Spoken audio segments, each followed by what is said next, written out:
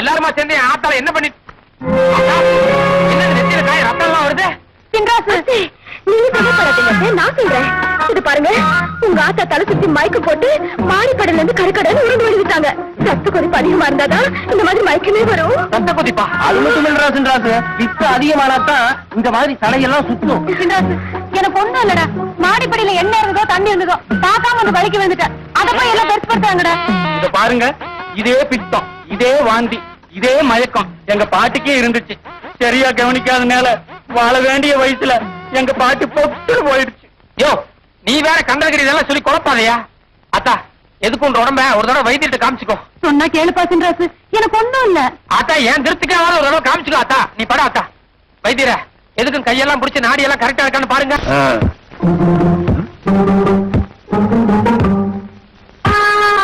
அடித்துடிப்பு நல்ல சீராவே இருக்கு.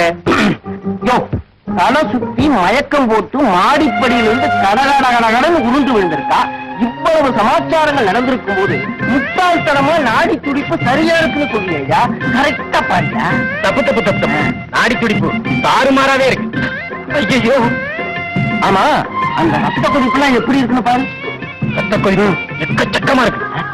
பார்த்தா ஏன் வைத்தியரே, சக்கரை வியாதிங்கிறது ரொம்ப மோசமான வியாதி. எதுக்கும் அதுவும் இருக்கான்னு செக் பண்ணிடுங்க. அது பெரிய வியாதியாச்சே.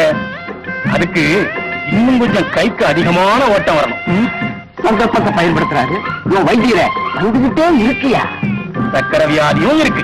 ஐயோ, இந்த வியாதியில இருக்கிறவங்க களியும் கம்மஞ்சோறும் தவிர வேற எதுவுமே சாப்பிட கூடாது இல்ல? ஆமாமா, அது ரெண்டை தவிர்த்து வேற எதுவும் கொடுக்க கூடாது. சின்ன எல்லாருமே சேர்ந்து சதி பண்றாங்க. ஆத்தா பட. ஆத்தா, இத பாரு ஆத்தா, உனக்கும் வயசாயிருச்சு.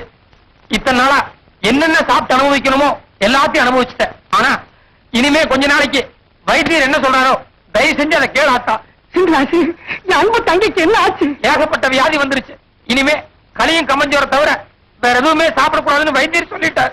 ஐயோ, கூட பிறந்தவன கடைசியில கழுதிங்கிற நிலைமைக்கு நீயே வந்துட்டியா? இத பாருங்க, உங்க ஆத்தா சாப்பாட்டுல மட்டும் கட்டுப்பாடு இருந்தா பத்தாது. இனிமே அவங்களுக்கு பரிபூர்ண ரெஸ்ட் தேவை இல்ல வைத்தியரே? ஆமாமா, நடமாட்டமே இருக்க கூடாது. எல்லாம் படுத்த படுக்கதான். என்னைய சுத்த அர்த்தகட்டத்தனமா பேசிட்டு இந்த வீட்டோட வரவு செலவு பூராட்டியே என்ற பொண்டாட்டி 4 மணிதான் கவனிச்சிட்டு இருக்கா. வியாபார விஷயமா கொடுக்கல் வாங்கலுக்காக ஒரு நாளைக்கு 900 தரம் பீரோவை துறக்கிறா மூடுறா. அதுவே பெரிய அலைச்சல் தானே. ஆனா அதுக்காக கஜானா சாவிய யார் அனுப்பி கொடுக்கறது வேண்டாம். கஜானா சாவி நாங்க பண்ணிக்கிட்டு தான் இருக்கும். பாருங்க, நான் சொல்றேன்னு தப்பா நினைக்காதீங்க. உங்க சம்சாரம் வீட்டுக்கு வந்த நாள்ல இருந்து இது வரைக்கும் என்ன வேலை வெட்டி செஞ்சிருக்காங்க? சும்மா சாப்பிட்டு சாப்பிட்டு படுத்து தூங்கிட்டு இருக்காங்க. இந்த கஜானா சாவி அவங்க வாங்கி வச்சுட்டா கௌரவம் என்ன குறைஞ்சா போயிடும். எழுத்து கல்புற மாதிரி பேசாத. நான் காலேஜ் வரைக்கும் போய் டிகிரி கோர்ஸ் வாங்கினவ. இந்த மாதிரி அடிப்படை வேலை செய்யறதுக்கெல்லாம் இந்த வீட்டுக்கு மருமகளா நான் வரல. ஓஹோ, காலேஜ்ல படிச்சா இதெல்லாம் எடுபடி வேலைன்னு அர்த்தமா? அந்த சாவி கொடு. அவனுக்கு எதுக்கு பதில் தரணும்? நீ பயப்படாத, அந்த சாவி கொடு. இத பாருடி, இந்த நிமிஷத்துல இருந்து இந்த வீட்டுல இருக்கிற எல்லா வரவு செலவுமே நீதான் பாத்துக்கிற. தப்பி தவிர இந்த சாவி மட்டும் வேற யாருக்காச்சும் கைக்கு போட்டு உன்னை தொலைச்சு புடி. ஐயோ, சாவியும் போயிடுச்சா? மாமா, உனக்கு எதுக்கு அழுக? போய் தேங்க ஓடி போ. இத பாருங்க, உங்க ஆத்தாவை பார்த்தா பரிதாபமா இருக்கு. ஒரு வேளையாவது அரிசி சாதம் கொடுக்கலான்னு இருக்கேன். நீங்க தப்பா என்ன பிள்ளாச்சே? அச்சோ, இந்த வீட்டுல ஒவ்வொருத்தருக்கும் ஒவ்வொன்னா வந்துகிட்டே இருக்க. யோ வைத்தியரே, கொஞ்சம் வந்து என்னன்னு பாரியா. இது என்னன்னு எனக்கே தெரியும். என்னடி இது கொமட்டிட்டு வருது உனக்கே தெரியுங்கிற? என்ன விஷயம்? அட சரிக்கா விஷயத்த சொல்லுங்களா. வந்து நீங்க அப்பா ஆக போறீங்க.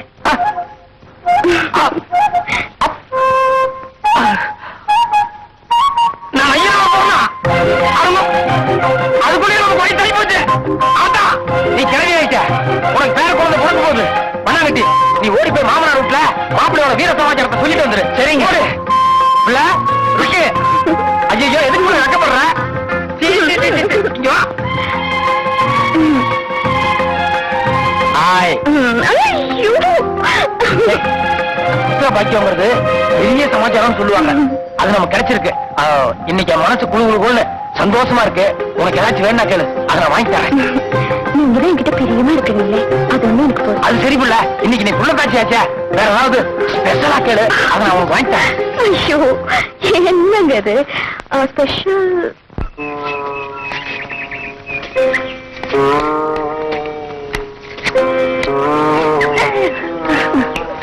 என்ன நாகமணி, காலையில இருந்து என் பிள்ளையும் புருஷனும் கஷ்டப்பட்டு இருக்காங்க. ஆளுக்கு ஜூஸோ கொண்டு வந்தா வெறும் கையோட இருக்கிற எல்லாத்தையும் எடுத்து கூட்டி வச்சுட்டேன். அது சரி, அவனுக்கே கஞ்சியும் கறியும்னு ஆகி போச்சு. மொத்தத்துல நம்ம ராஜாங்கம் தலைகீழ மாறிப்போம்.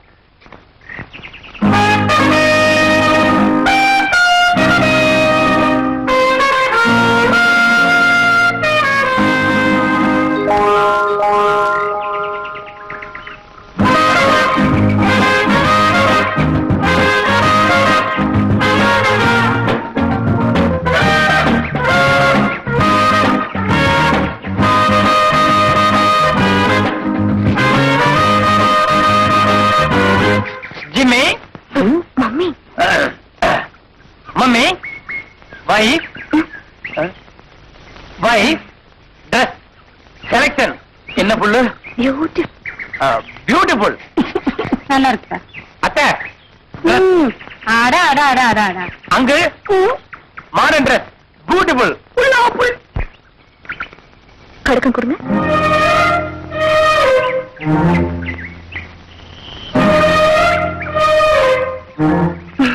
கைய கொடுங்க. இத்தனை நாள் உங்க பிள்ளைக்கு போட்டிருந்தீங்களே கடுக்கம். Yes, coming my dear son. My wife going picnic. தூள் கருப்பையோட மை கோயிங் வாக்கிங். நேரம் தான். ஏம்பல கொஞ்சம் கிட்ட சொல்லி 3:30 மணிக்கு வாங்கி கொடுத்தா எனக்கு டிராக்டர் மட்டும் தான் ஓட்ட வரும். ரயில் ஓட்டுல தன்னால் வரும். விட்டுறாங்க. சரி விடுங்க.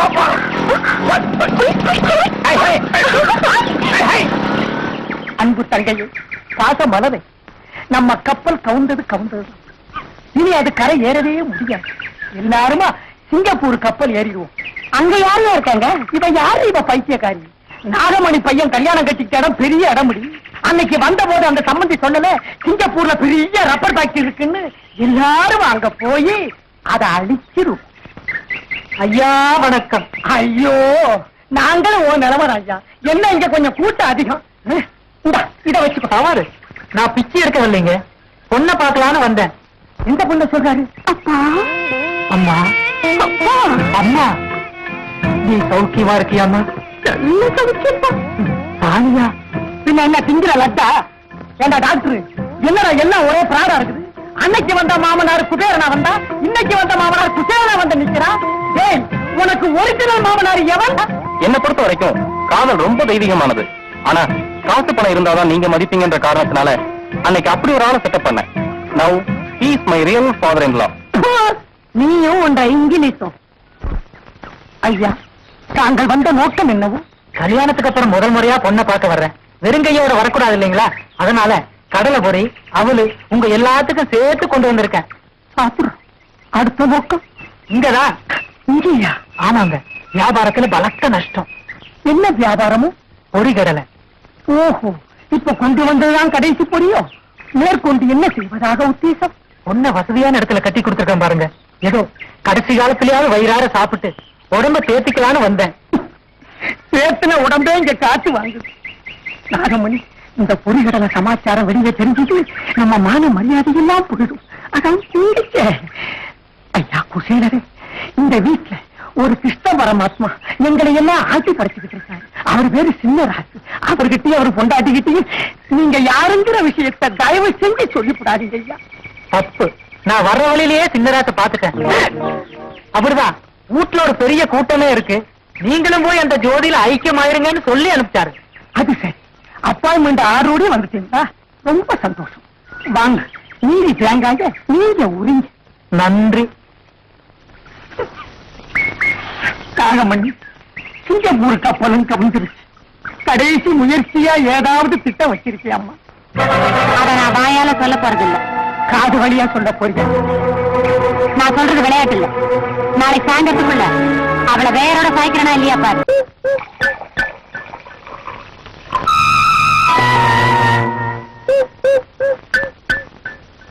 இந்த பாக்கண்ணு ருக்கு தாயில்லாத பொண்ணு. நாம தான் அவளை பக்குவமா பாத்துக்கணும். சாயந்தரம் அவங்க ஐயா வந்தப்போ இந்த குங்குமப்பூவை கொடுத்துட்டு போனாரு.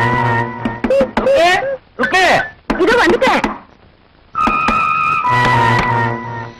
ஏம்பல ரொம்ப நேரமா கலவத்தால் போட்டு லொட்டு லொட்டு தட்டிட்டு இருக்கே, அப்படி என்ன வேற பாத்து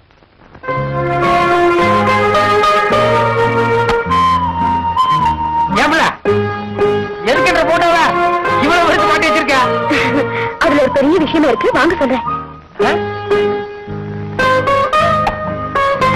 இத பாருங்க, கர்ப்பமா இருக்கிற பொம்பளைங்க அதிகமா யார் இங்க பாத்துட்டு இருக்காங்களோ அவங்க தவறே குழந்தை பிறக்கும்னு சொல்லுவாங்க. ஆமா. நீங்க என்னடானா ஒன்னா தோட்டம் காடுன்னு வெளியே போயிடுறீங்க. அடிக்கடி அந்த மண்ணாங்கட்டி தான் என் மூச்சில முடிச்சிட்டு இருக்கிறப்பல அது என்னமோ எனக்கு பயமா இருக்குங்க. அதனாலதான் கட்டலுக்கு நேரம் உங்க போட்டோ மாட்டி வச்சிருக்கேன். நீங்க தூங்கும் போதும் எந்திரிக்கும் போதும் எல்லாரும் உங்க மூஞ்சியே பாத்துட்டு இருப்பேன். நீங்க என்ன பாருங்க, உங்களை மாதிரி அழகா ஒரு குட்டி சின்ன ராஜா பிறக்க போறோம். நான் ஒண்ணு சொல்லவா? என்ன? பேசாம என் போட்டோ கழட்டிட்டு உன்ற போட்டோ அவங்க மாட்டி வை. நல்ல மகாலட்சுமி மாதிரி அம்சமா ஒரு பொன் குழந்தை பிறக்க முடியும். அதுல முடியாது. முதல்ல பையன், அப்புறம் தான் பொண்ணு. இல்ல பிள்ள, நான் எதுக்கு சொல்றேன்னா, ஐயோ முதல்ல இந்த டாபிக்க விட்டு வேற ஏதாவது பேசுங்களேன். இல்ல பிள்ள, பொட்ட புள்ள முதல்ல பிறந்ததுன்னா கொஞ்சம் இருங்க. என்னது? குங்குமம் போ. சாயங்காலம் மையம் வந்திருந்தப்போ அவர் குடுத்துட்டு போனாராம். நீ தினோத பால்ல கலந்து குடிச்சீன்னா பிறக்க போற குழந்தை செக்கச்சவேறு பிறக்குமா.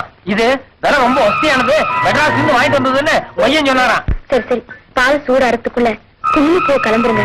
இல்லைன்னா சாப்பிடறதுக்கு கசப்பா இருக்கும். வந்தே போச்சு.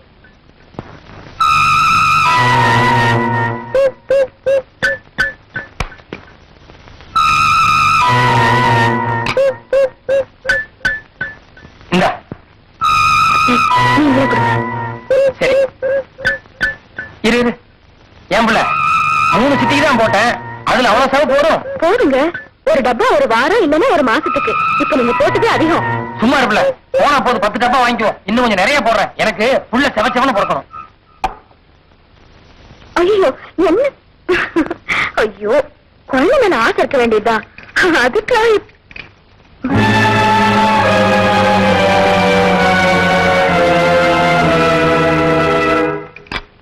குடி குடிருக்கு. இல்ல, முதல்ல குடிக்க போறேன். போய் கை கால் மூஞ்செல்லாம் கழுவிட்டு சாமி கும்பிட்டுட்டு குடிக்கிறேனே. ஆமா புள்ள, இந்த மாதிரி சமாச்சாரம் எல்லாம் சாமி கும்பிட்டு செய்யறதா நல்லது. போயிட்டு வந்துரு. எனக்கு இந்த தாலி கிடைச்சது உங்களாலதான். இந்த தாலி மேல சத்தியமா சொல்றேன், நீங்க சாப்பிட போறது குங்குமப்பூ இல்ல விஷம்.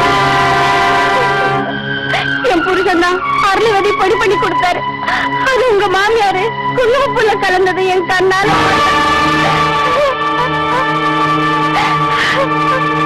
ருக்கு, ஏன் பிள்ளை எவ்வளவு நேரம் மூஞ்சி வெளியிட்டு இருக்க? வந்துட்டியா?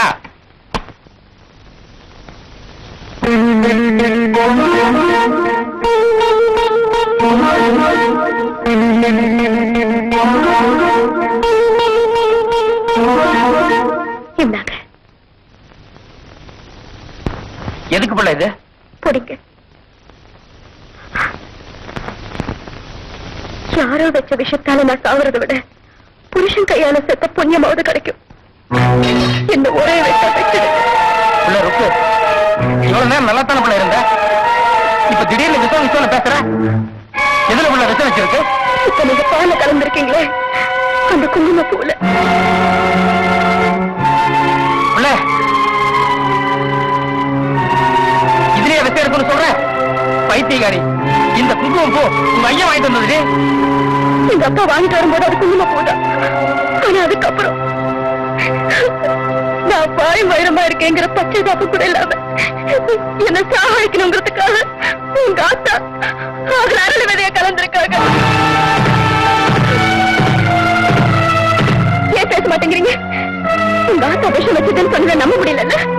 எனக்கு தெரியுங்க, நீங்க உங்க ஆத்தா மேல வச்சிருக்கிற நம்பிக்கை என்னைக்குமே மாத்த போறது இல்ல. அதனால என்ன கொண்டுடுங்க சொன்னேன்.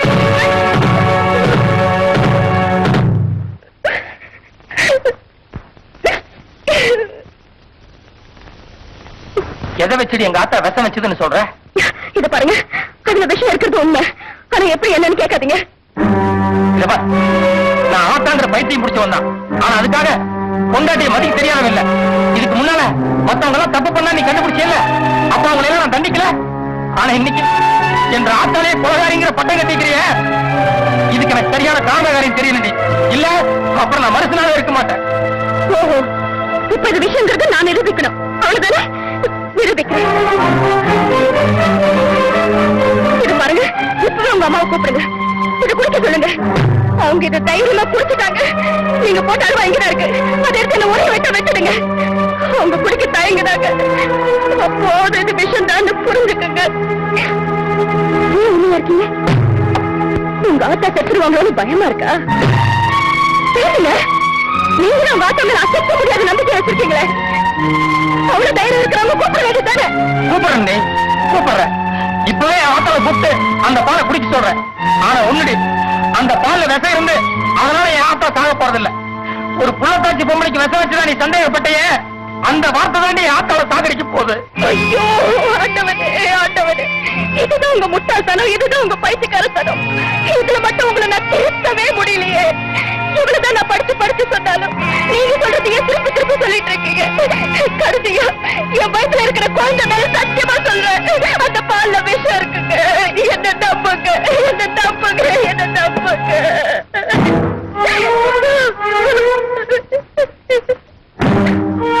இத பாரு புள்ள, எப்ப வயித்துல வளர்ற பச்சை குழந்தை மேல சத்தியம் பண்ணி இது விஷம்னு சொன்னையோ, உன் நம்பிக்கை என்னங்கறத என்னால புரிஞ்சுக்க முடியுது. ஆனா அதுக்காக என் நம்பிக்கை நான் மாட்டிக்க போறதில்ல. இது விஷமா இல்லையாங்கிறதா நம்ம பிரச்சனை. அது என் ஆட்டா குடிச்சா நீ தெரிஞ்சுக்கணுங்கிறது இல்லடி, நான் குடிச்சாலும் தெரியும்.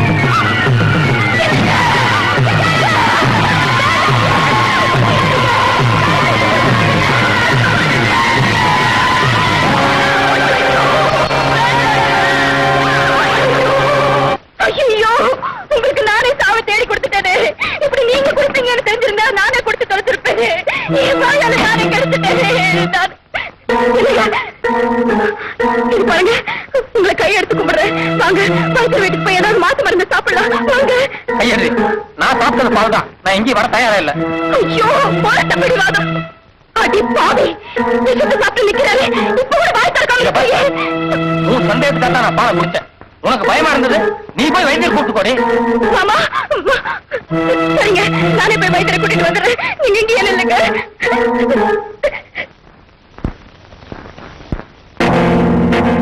நீ ஏன் அக்கா மூஞ்சி மூணு வச்சிட்டு இருக்க? இப்படி ஒரு சந்தேகப்படுற மூதேவி கட்டினதுக்கு நான் தான் தலையில முக்கால போட்டுக்கணும். நீ ஒண்ணு குழப்பிக்கலாம் விடு. அதான் போயிருக்காள வைத்தியர் கூட்டு வரேன்னு. வரட்டும், அப்போ அது அவளுக்கு புத்தி வருமல்ல. அன்னைக்கும் அப்படித்தான். என்னமோ ஊழகத்தில் இல்லாத சொத்து என்கிட்ட இருக்கிற மாதிரியும் அதை புடுங்கிறதுக்காக விசுவாசமான நீ அலையிறான்னு வாய்ப்பு தான் பேசுறேன். உங்க சொத்து எனக்கு வேணும்டா, இதுல ஒரு கை நாட்டு போடுனா கட்ட உடனே வெட்டி கொடுக்க மாட்டேன். என்னங்க, உங்க ஆட்டா என்ன கொடுமைப்படுத்துதுன்னு சொல்லட்டும், நான் நம்புறேன். இல்ல உங்க ஆட்டா வேணும்னே என்ன வேலை வாங்குதுன்னு சொல்லட்டும், அதையும் நம்புறேன். இல்ல உங்க ஆட்டா என்ன தினம் போட்டு அடிக்குதுங்கன்னு சொல்லட்டும், அதை கூட நம்புறேன். ஆனா வாய் மயிரமா இருக்கு எனக்கு. உங்க ஆட்டா விஷம் வச்சிருச்சுன்னு சொன்னா எப்படி ஆட்டா?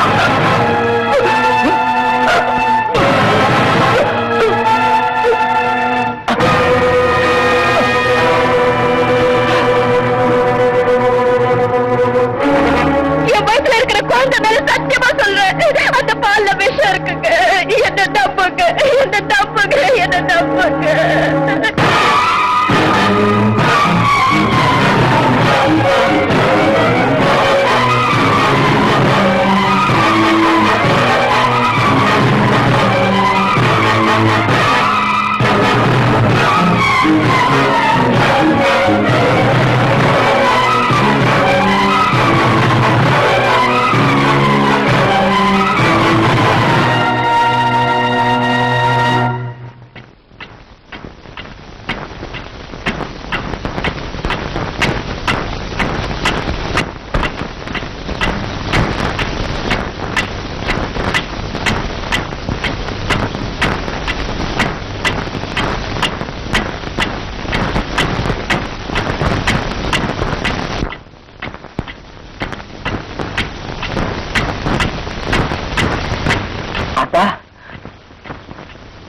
குழந்தை முதல்ல அம்மான்னு தான் கூப்பிடும்.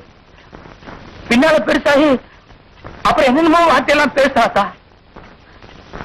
ஆனா ஆட்டாங்கிற ஒரே வார்த்தையில தான் ஆத்தா நின்ன. வேற எதுவுமே பழகலையே ஆத்தா. எனக்கே ஆத்தா பேச ஆத்தா. ஏன் ஆத்தா தலை குத்திட்டு இருக்கிற? பேச ஆத்தா பேசு.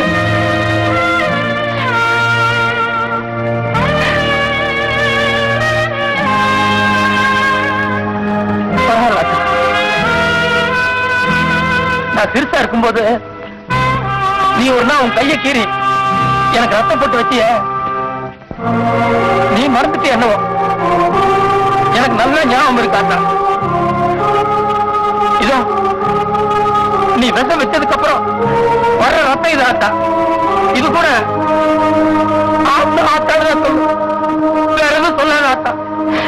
இது சத்தியம்.